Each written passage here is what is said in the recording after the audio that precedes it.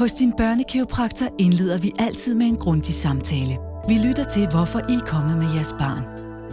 Og vi stiller spørgsmål, der fortæller os om dit barns generelle sundhed og hvordan dit barn i øvrigt trives. Derefter undersøger vi dit barn nøje. Vi undersøger, hvordan dit barn bruger kroppen.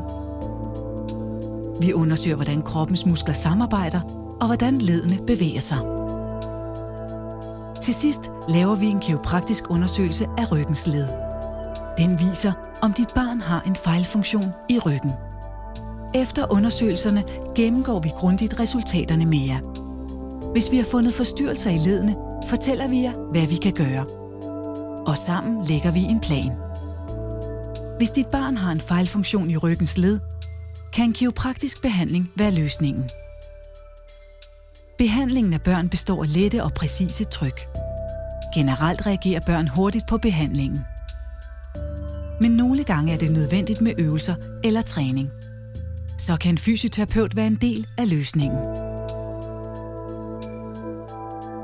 Nogle gange er der tale om simple øvelser, andre gange kræver det en større indsats, hvor en grundig instruktion er nødvendigt. Med vores fælles indsats kommer vi hele vejen rundt om dit barn og sikrer os den bedst mulige behandling.